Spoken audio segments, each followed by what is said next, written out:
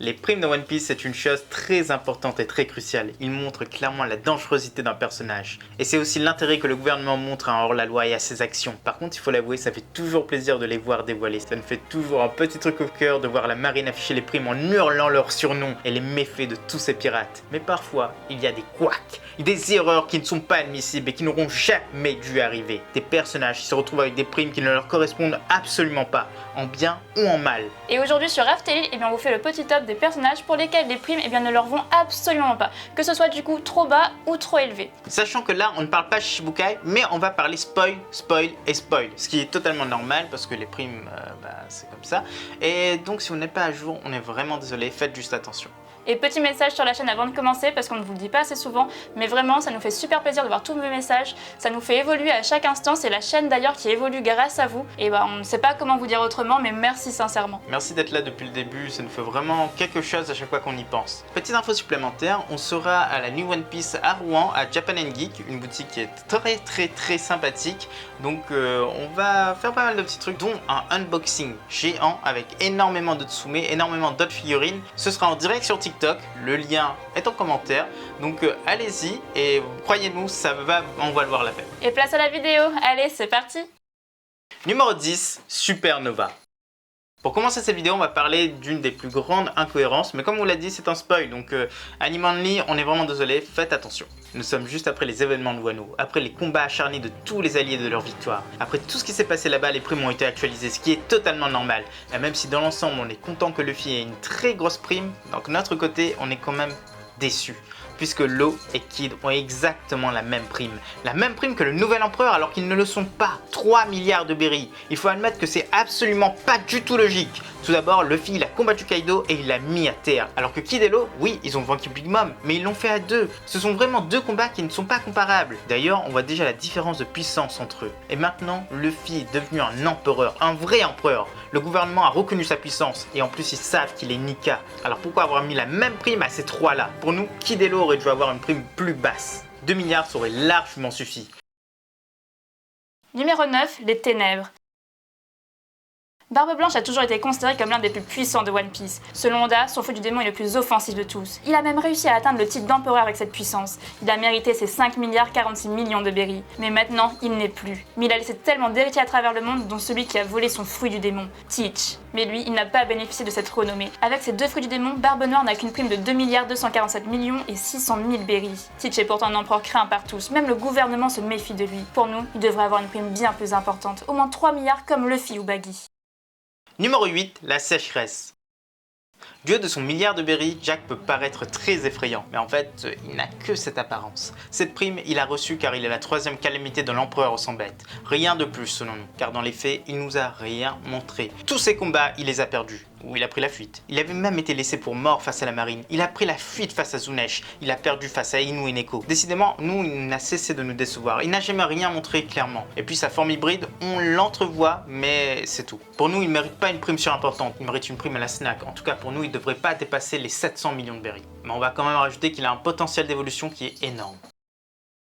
Numéro 7, numéro 3.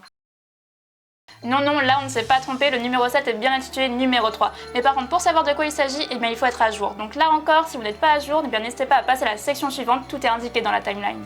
Après l'annonce des primes de Kid et de Law, on a celle des Mugiwara, et la grande surprise est pour le numéro 3 de l'équipage, Sanji. Ah, eh bien non justement, parce que le nouveau numéro 3, c'est Jinbei. Et oui, il a une prime plus importante que Sanji, ce qui pour nous est extrêmement étonnant. Et il faut l'avouer, pas très logique. Il devrait avoir moins que Sanji, tout simplement parce que contrairement au cuisinier qui a battu une calamité à Wano, Jinbei n'a battu qu'un Tobiropo. Queen a un grade bien plus élevé que Wuzu. Et pour nous, il n'y a pas de raison valable au fait que Jinbei ait pris une si grande importance. Numéro 6, le second. Dans One Piece, tous les équipages ont un capitaine, et chacun d'entre eux est accompagné de son bras droit, en tout cas la plupart du temps. Et lorsqu'un capitaine a une puissance similaire à un autre, très souvent, les seconds ont une prime très proche également. Pourtant, entre le bras droit de Mama et le second de Kaido, c'est pas du tout le cas. Au contraire, Katakuri a une prime bien plus proche de celle de Jack que de celle de King. Il n'a que 1,58 milliard de berries. Pour nous, vu les capacités de cet homme mochi et son acquis de l'observation, il devrait avoir une prime bien plus intéressante. Elle devrait se situer vers le 1,3 milliard de berries. Numéro 5, le menteur. Usopp n'est pas qu'un menteur invétéré, il est aussi un peu malchanceux. Après avoir été nommé God Usopp, Doffy a mis la tête d'Usopp à prix pour un montant de 500 millions de berries. Pourtant, sa seule action fut d'avoir mis à terre Sugar grâce à son acquis d'observation. Bon certes, ce fut un acte hyper badass et étonnant à la fois, mais il est indéniable que notre cher Usopp n'est pas aussi fort que ça. Et pourtant, la marine a confirmé cette prime quelques temps plus tard, juste après la fin d'Onigashima. Alors que sur place, il n'a battu personne, il n'a strictement rien fait. Aujourd'hui, Usopp est recherché activement dans le monde entier à ce prix. Et d'ailleurs, c'est même plus que celle de Black Maria. Numéro 4, le génocidaire. Tuer n'est pas anodin, surtout dans One Piece, parce que les personnages qui meurent ne sont pas légion.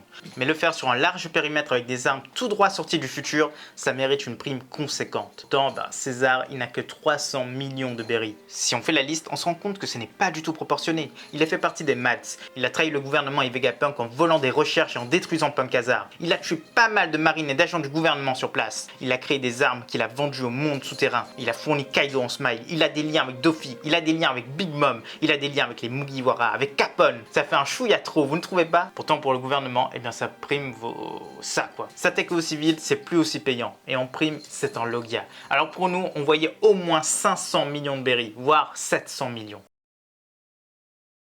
Numéro 3, le chanceux.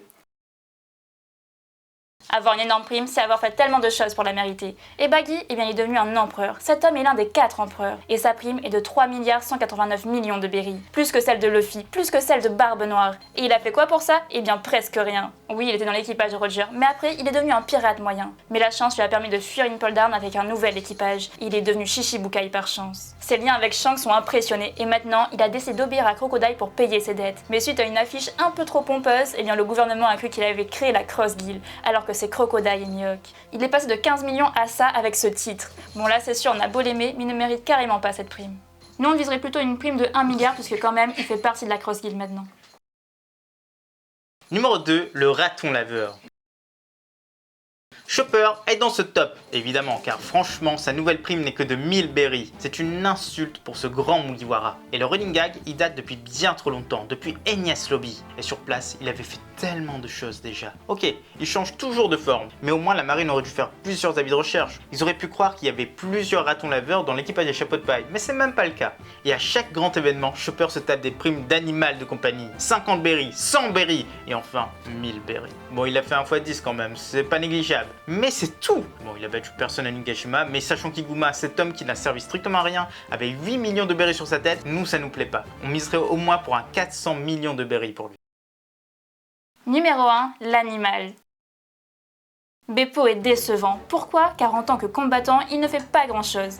Oui, il est mignon, oui, c'est l'âme de son équipage, mais c'est un chopper en moins bien. Sur Onigashima, on attendait tellement et on a eu ça pour le film Raid. Son sous-long, on n'a pas vu l'ombre de la chose. Il n'a même pas aidé son capitaine. Mais sa prime, c'est bien la chose la plus décevante. 500 berries. La marine sous-estime vraiment Beppo, et pour nous, c'est clairement la prime actuellement la moins représentative. D'ailleurs, Chopper aurait pu être premier de ce top, mais sa prime a augmenté. Voilà les Nakamas, c'est déjà la fin de cette vidéo. On espère que ça vous a plu, c'était un concept plutôt sympathique. On a toujours voulu parler des primes dans One Piece et surtout des primes qui sont aberrantes. Donc laissez-nous vos messages en commentaire. N'oubliez pas aussi de laisser le petit like, de vous abonner si ce n'est pas déjà fait, et à bientôt les accros de One Piece.